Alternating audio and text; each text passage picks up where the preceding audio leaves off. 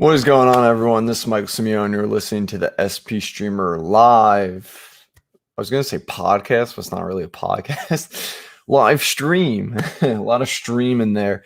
So today we're going to just, discuss some things from yesterday, some streamers coming ahead, all that good stuff that, we say we're going to try and do twice a week during the week.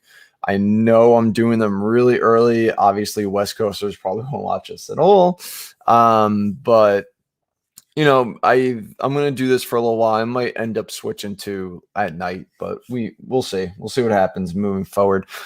I obviously have to start the stream out with talking about Spencer Turnbull, pitched a no-hitter yesterday. I was this close to picking him as my streamer. I was deciding between him and John Gant. Gant did pitch well, but obviously not as well as Spencer Turnbull. The only reason why I didn't go with Turnbull is because he wasn't home, which I guess was a poor choice for me. He was still at the top of my chart, though, so I know some people did stream him because of that. So that's amazing. I hope some of you did, whoever's listening. So what Turnbull did here yesterday was pretty big. He did, he did what we want him to do. Basically, he went four-seam heavy with a slider and then dropped his sinker down to being his third pitch. His sinker is his worst pitch of the three, so that's why we like this. It is good at getting called strikes, but the key here is going four-seam slider heavy. Between the two pitches, he went about, 75%. So you can see right here. And look at this. 12 whiffs on the four seam, 6 on the slider, 9 cold strikes on the slider, 41 CSW for the slider, 32 CSW overall. I don't think Turnbull's ever going to become a very big strikeout pitcher, but I think he could become, and I've said this in the past, I think I talked about it recently, and I said you need to grab him, just hold on, because he's got a good deep arsenal. Like, even if the slider's not working, he could still roll to that changeup or curveball if he wanted to. So I think he's a really good pitcher going forward. I was big on him coming into last season. He did pitch well, ended up getting hurt. So we'll see what he does and if he continues the success. Again, probably not going to do a ton of strikeouts, maybe a strikeout per inning type of guy. But I feel like the ratios could be there, and he's got a bright future ahead of him. So that's Spencer Turnbull from yesterday. We're going to kind of quickly roll over to our stream sheet for today. So MLB.com was kind of messing with me. They kept throwing in Mike Minor / Brad Keller, going back and forth. Either way, we got Brad Keller here as our main and deep pick. Logan Gilbert, if he's somehow still out there, he is going against Detroit. I 100% would go with him. I think he was just a little shaky his last time out, because think about it, your MLB debut, you're going to be a little nervous. So it makes nothing but sense. He's got a lot of potential in him. Really good matchup against the Tigers. Obviously, they swing and miss a ton. So he's our shallow pick. Now, Keller recently has actually been really good. In his last 4 starts, he has a 3.8 ERA, and he actually has a 21.3 strikeout rate as well. So I think he's starting to trend towards what we thought he would be. You could see his last I actually am changing this to last 3 starts. This is the last 2 weeks. I'm starting to shift. I think last 3 starts would be better to look at than just 2 weeks, because the last 2 starts is a little too much of a small sample for me. But in his last 2 starts, Keller's got a 20% strikeout rate, kind of like what I said, 13.6 swing strike. So he's starting to trend the right way, Keller. And he gets this Milwaukee Brewers offense that obviously has been anemic all season. They were last year. And Keller's actually doing something interesting where he's throwing his slider more. I'm going to show you 2 quick videos. This is actually Keller going against Madrigal, right? So just to show you how good this slider looks.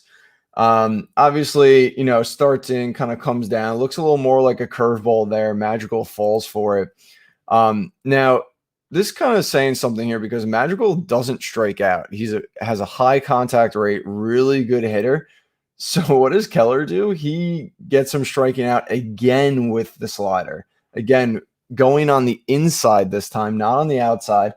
Again, it has a ton of vertical movement, acts more like a curveball, but it does move slightly horizontally as well. It's just a really good pitch overall. And I think if he could keep utilizing it well, then he's going to continue to have success. I did like him coming into the season because I felt like he was going to have a lot of innings. He did kill me on the first stream of the year. He got blown up big time, struggled basically through the entirety of April, but now he's kind of getting on track. So I'm starting to like Brad Keller a little more again. I am going to roll with him. Another option that I almost went with is Ryan Yarbrough. He gets the Baltimore Orioles. They are better against lefties. So that's going to be a little tough, but I do like him overall as a pitcher. You know, they utilize him pretty well. He hasn't been that great when he started. He's better coming in and piggybacking. So that's the only reason why I'm not going with the Yarbrough here against the Orioles, but I do think he's a solid choice. Then we get down to David Peterson here against Atlanta. Again, Atlanta's been struggling. I mean, a 78 WRC plus the last 7 days. The swing strike percentage is high. The K percentage is high, especially against lefties. They cannot handle lefties. If you look at their splits, their WRC plus and everything is a lot better against righties compared to lefties. I think the Braves are going to start coming back offensively eventually. I don't know when it's going to happen. So that's why I'm going to stay away from this. You all know I love Peterson. I think he has really good stuff. The slider, fastball are fantastic, especially when he has solid command. But the Braves still scare me. So I'm going to kind of stay away from this as well. But he is a good option, especially when you need strikeouts. I roll with him. The last pitcher I'm going to talk about here is Skubal. He gets Seattle, who just got no hit. He makes complete sense. He's pitching better as well. We all know, obviously, Seattle isn't hitting, and especially against lefties, this 55 WRC plus. I don't know why it scares me. It's just a gut feeling, I guess, because I'm thinking, well, they just got no hit. I feel like maybe they're due for hits. I know it's stupid, and it's not a mathematical decision right there, but sometimes you gotta go with your gut, and I just feel like I think he could have a good start, but I think maybe not as good as Brad Keller. So that's why we're not going to go with him, and that's why he's at a 7.7 while Keller's at a 7.9. Looking ahead for tomorrow now, we got Vince Velasquez. He's going to be our pick for all three leagues. He's going against Miami, who's been struggling. Velasquez has been good. He's burned me in the past, but he's pitching pretty well. He does always get blown up from time to time, and that definitely could happen, which I'm hoping not. But Miami's been struggling big time, and I think Velasquez makes a ton of sense, especially at home. And plus, our other options aren't that great. I mean, Cole Irvin is out there for those shallow leagues, but he gets Houston, which is a tough matchup. I love Dunning, but again, Yankees, they could bust out at any moment. Judge is playing out of his mind right now. Pivetta, again, pitching really well too, but now he's got Toronto. Cueto's good in the right situations, not going to Cincinnati though. Smiley looks to have a good matchup kind of against the Mets, especially with all those injuries in their lineup. Basically, half their lineups out right now. But I don't trust Smiley. He's kind of hit or miss as well, so I'm kind of staying away from that. Luis Garcia has been really good, but Oakland's been hot. Will Crow against Atlanta. Again, Atlanta scares me. Crow's got some good vertical movement to his pitches, but I just don't think he is there quite yet, so I don't think he's quite streamable. Now we're going to come down to the 21st right now. We're going to kind of go through this together. I didn't really shift anyone yet. So let's look. Jordan Montgomery been pitching really well. He can't quite put it together for on a consistent basis, basically. He's got a really good stuff, and I like his arsenal. I'm waiting for him to finally string together like a good month, but it just hasn't happened yet. Regardless, he gets the White Sox, kills lefties, kill everyone, basically. They're just a ridiculously good offense. But Montgomery is good, so I'm going to give this a 7-0 right here. Next, you got Tristan McKenzie. I think they're going to continue to limit him. I don't see them letting him go past 5 on a consistent basis, even though it is the Indians. He's getting Minnesota, not the best matchup. I'm going to roll about a 6-8 with him. Then we got Tyler Anderson going against the Braves that I've been talking about and don't trust. Tyler Anderson has been pretty good. I just can't trust this. I mean, it makes sense. If you really are desperate for a stream at this point on this day, it makes complete sense. I'm going to roll this as a 6-8 as well, just because I guess if the Braves stay cold, it makes sense. Why not do it? Next, you got Hauser, who's been pitching well as of late, but he gets Cincinnati in Cincinnati. I don't really want a part of that. I'm going to give that a 6.5 just because I do still like Hauser as a pitcher. You got Flexen going to the Padres, who have been red hot. Flexen's been a little cold. You see that negative 1.5 K walk rate in the last 3 starts. You want no part of that. I'm going to roll a 6-0 for him. Then you got Quintana going against Oakland. Quintana's been up and down this season. Either way, I'm not rolling him out against a hot offense, especially who hits lefties well. So I'm going to give him a 6-0 as well. Then you got Jeff Hoffman. Pitching well at home, and he's at home against Milwaukee, a weaker offense. I'm not fully sold on Hoffman, but I do think he is a good streamer in the right situation. I think this is the perfect situation, actually. So I'm going to give him a 7-0 as well. So he's going to be up there with Montgomery. So we're just going to kind of shift him up there real quick. All right, now we're up to Shane Mcclanahan. Going against Toronto, McClanahan's been really good. So much strikeout potential. I know they're still limiting him. I probably will only see 4 innings again, which really hurts him. I have yet to pick him as a streamer just because of that. Because for me, I think a streaming win, you need to go at least 5 innings, not just 4. Does have a tough matchup against Toronto. Again, being limited, but obviously can get you good ratios and strikeouts. So he's going to be a 6.5 for me. I really would love to see them bring him to 5 innings. Although I think if they do get him to that point, he's probably going to be too far owned. I'm not going to be able to stream him anyway. You got Martin Perez. I have no faith in him, obviously. Going against Philly as well. Not a good matchup. I'm going to give that 5.5. You want no part of that. Jose Urena. So this is interesting. Urena was on a ridiculously good run. Kind of got hit a little bit in his last start. He's a tough pitcher to figure out. Does have a decent matchup here against Kansas City. Problem is the Royals can hit home runs. And I think Urena's done really good. Basically what he's doing is he's not letting anyone get under that ball. If you look at the launch angle on his pitches, it's ridiculously low. Basically everyone is topping everything. So if the Royals rely on home runs and they can't get on top under the ball, how are they going to hit them? So this was a tough one for me. I'm going to roll the 6-9 here. I'm not going to pick him just because I'm still a little scared of him. But he could easily perform just as well as Hoffman. But I'm going to give Hoffman the edge because I like the matchup better, and he's at home. Then you have George Lopez, who's basically just been a mess. You never know when he's going to have those good games. I'm going to leave him at a 5.4 here against Washington. I think Washington's offense is starting to get going now, especially with Soto back and Trey Turner. Now, real quick, so Hoffman's going to be our main and shallow pick. I mean, deep pick. Whoops.